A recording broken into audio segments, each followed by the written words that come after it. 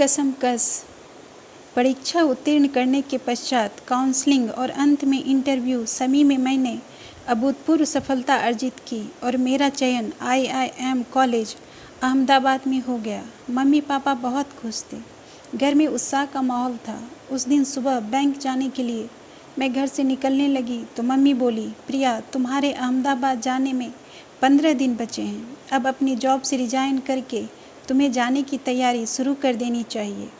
Mummy की बात का जवाब दिए बगैर मैं चुपचाप बाहर निकल गई। मम्मी को कैसे बताऊं मन में चल रही कसमकस के बारे में। मन में विचारों का तूफान उठ रहा था। जिंदगी ऐसे दोराहे पर आ खड़ी हुई थी कि कौन सी राह चुनूं समझ नहीं आ रहा था। कुछ दिन पूर्व तक मेरे जीवन का एक ही उद्देश्य था, IIM कॉलेज से MBA करके जीवन में ऊंचा मुकाम हासिल करना। पर अब हालात बदल गए थे। अब कैरियर के साथ साथ संजय को पाने की चाह भी दिल में घर बना चुकी थी। संजय की याद आते ही पलकों के रास्ते मन के आंगन में कुछ माह पूर्व की स्मृतियां खिली धूप सी उतर आई। कैट की परीक्षा देने के पश्चात मैं घर में खाली बैठी बोर हो रही थी, इसलिए मैंने एक प्राइवेट बैंक में जॉब ढूंढ ली। कुछ दिन के बाद वहाँ मेरी मुलाकात संजय से हुई। संजय चार्टर्ड अकाउंटेंट था। वह बैंक का ऑडिट करने आया था। एक शाम उसी सिलसिले में वो बैंक में था। उसकी मदद के लिए मैं और मेरा एक कलीग रुके हुए थे। काम पूरा होने के पश्चात जब मैं बैंक से निकली तो शाम के 7 बज रहे थे। अंधेरा घिरा आया था। मैं सड़क पर ऑटो की प्रतीक्षा में खड़ी थी। तभी संजय की कार समीप आकर रुकी। उसने कार का दरवाज़ा खोलते हुए कहा, बैठिए, मैं आपको घर छोड़ देता हूँ। नहीं, मैं स्वयं चली जाऊंगी। मैंने इनकार किया तो संजय बोला, आज आप मेरी वजह से लेट हुई हैं, इसलिए आपको हिफाजत से घर पहुंचाने की जिम्मेदारी भी मेरी है। प्लीज़ बैठिए। उसके आग्रह को मैं टाल न सकी। रास्ते में वह इधर उधर की बातें करता रहा। उसने बताया कि उसके पिताजी का पिछले वर्ष स्वर्गवास हो चुका था। घर में बस उसकी माँ थी जो जल्द से जल्द उसकी शादी कर देना चाहती थी, लेकिन शादी जैसे गंभीर फैसले पर वह जल्दीबाजी नहीं करना चाहता था। घर आ चुका था। मैं उसे अंदर लेकर आई।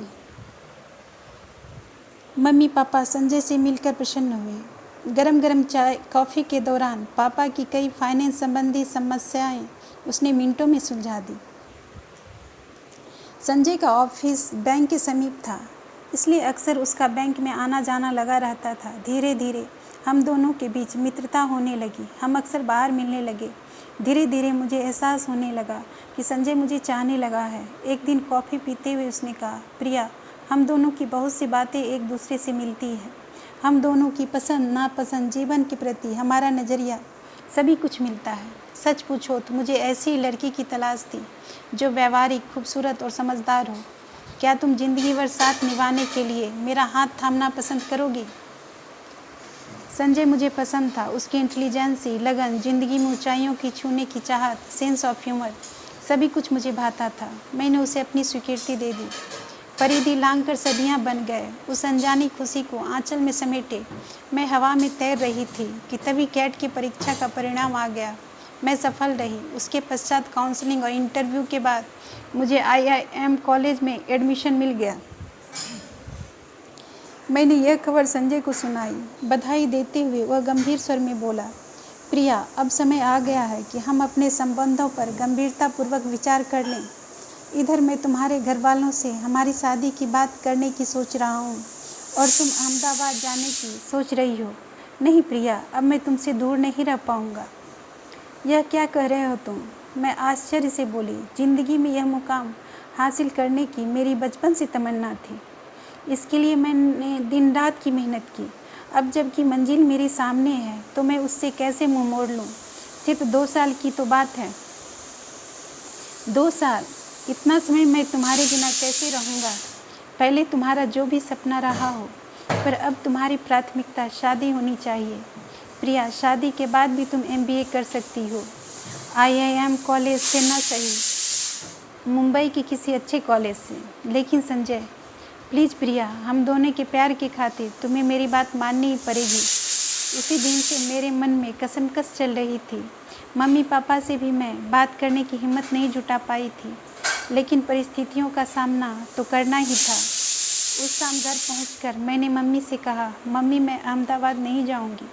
क्यों? मम्मी आश्चर्य से बोली, मैं और संजय एक दूसरे को चाहते हैं और शादी करना चाहते हैं। प्रिया, मैंने तुमसे संजय के साथ मेल जोल रखने पर इसलिए कभी कुछ नहीं कहा क्योंकि मैं जानती हूँ तुम समझदार हो। भावुकता में बहकर जीवन का इतना बड़ा फैसला करना गलत है। फिर मैं और तुम्हारे पापा अभी तुम्हारी शादी नहीं करना चाहते। अभी तुम्हारी उम्र ही क्या है? अभी तुम्हें अपना कैरियर बनाना है, अपने पैरों पर खड़ा होना है। समय के साथ तुम्हारे अंदर परिपक्वता आएगी और तुम अपने जीवन का सही फैसला कर सकोगी। लेकिन मम्मी, मैं संजय को खोना भी नहीं चाहती। मम्मी ने गौर से मेरा चेहरा देखा और मुझे अपने बेडरूम में ले गई। अपनी अलमारी खोल उन्होंने कुछ पेपर्स निकाले और बोली, प्रिया, आज मैं तुमसे अपनी कुछ व्यक्तिगत बातें शेयर करना चाहती हूँ। इन पेपर्स को देखो, ये मकान के नक्शे हैं जो कभी मैंने बनाए थे। प्रिया, मैं मुंबई में आर्किटेक्चर का कोर्स कर रही थी, सेकेंड ईयर में थी जब कॉलेज की तरफ से दार्जिलिंग घूमने गई थी। वहीं तुम्हारे पापा मुझे पहली बार मिले। वह भी अपने मित्र के साथ वहाँ घूमने आए थे और हमारे ही होटल में ठहरे थे। दार्जिलिंग में हम लोग 6 दिन रहे और इस दौरान तुम्हारे पापा से मेरी अच्छी जान पहचान हो गई। वह इंजीनियर थे और मुंबई में उनकी अपनी फैक्ट्री थी। मुंबई आकर हम लोग मिलते रहे। 6 माह पश्चात उन्होंने मेरे समक्ष विवाह का प्रस्ताव रखा। प्रिया, मैं अपना 4 साल का कोर्स पूरा करना चाहती थी, पर तुम्हारे पापा को भी खोना नहीं चाहती थी। तुम्हारे नाना नानी ने भी सोचा, इतना अच्छा लड़का मिल रहा है तो शादी कर दी जाए। मेरी शादी हो गई। तुम्हारे पापा ने मुझसे वादा किया था कि शादी के बाद मेरी पढ़ाई जारी रखवाएंगे, लेकिन ऐसा संभव न हो सका। पहले तुम्हारी दादी बीमार पड़ गई, फिर गृहस्थी में ऐसी उलझी कि आर्किटेक्ट बनना ख्वाब ही रह गया। 2 वर्ष की पढ़ाई तो व्यर्थ गई ही, साथ ही कभी आत्मनिर्भर भी न बन सकी। हाँ, तुम्हारे पापा से मुझे कभी कोई शिकायत नहीं रही। उन्होंने मुझे हर खुशी, हर सुख दिया, लेकिन फिर भी मेरे मन में हमेशा इस बात का मलाल रहा कि मैं आर्किटेक्ट न बन सकी। प्रिया, जीवन में कभी कभी परीक्षा की ऐसी घड़ी आती है, पर तब हमें बहुत सोच विचार कर दिल से नहीं दिमाग से काम लेना चाहिए, क्योंकि भावावेश में किए गए फैसले अक्सर गलत होते हैं। अपने अथक परिश्रम को व्यर्थ मत जाने दो। इस समय अपने मन पर काबू रख, अपना भविष्य संवार लो। संजय वास्तव में तुम्हारे लिए गंभीर होगा तो 2 साल तुम्हारी प्रतीक्षा अवश्य करेगा। मम्मी कमरे से बाहर चली गई। मैं इधर उधर बिखरे कागजात को समेटने लगी। मम्मी के बनाए उन नक्शों में मुझे उनके टूटे हुए ख्वाबों की किरचें नजर आ रही थी। अधूरे ख्वाबों को जिंदगी भर ढोना सहज नहीं होता।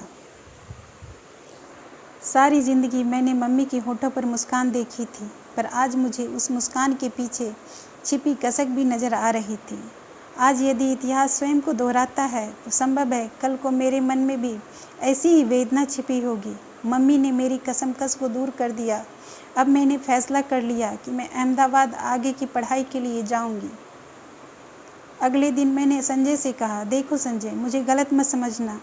आज जो मुझे देश के इतने प्रतिष्ठित कॉलेज से MBA करने का अवसर मिला है, उसके पीछे सिर्फ मेरी मेहनत नहीं है, बल्कि मेरे मम्मी पापा की तपस्या भी शामिल है। उन्होंने भी मेरे साथ कितनी ही रातें जागकर बिताई है। अपनी मेहनत के साथ साथ मैं उनकी तपस्या को व्यर्थ नहीं जाने दूंगी। मैं MBA करने अवश्य जाऊंगी। हो सके तो तुम मेरी प्रतीक्षा करना।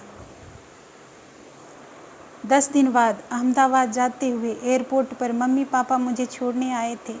मेरी आंखों में आंसू थे। अपने घर से दूर जाने का गम तो था ही, साथ ही अपने प्यार को खो देने का टीस भी हृदय में उठ रही थी। हफ्ते भर से संजय की कोई खबर नहीं थी। स्पष्ट था कि वह प्रतीक्षा के लिए तैयार नहीं था। तो क्या मैंने संजय को पहचानने में भूल की थी? क्या उसका प्यार सतही था, उसमें गहराई नहीं थी? मन में उठ रहे सवालों के साथ सामान लिए मैं आगे बढ़ रही थी। तभी कानों में संजय की आवाज़ आई। वह मेरा नाम पुकार रहा था। मैंने मुड़कर पीछे देखा। हाथों में गुलाब का एक बुके लिए संजय तेजी से मेरी ओर बढ़ रहा था।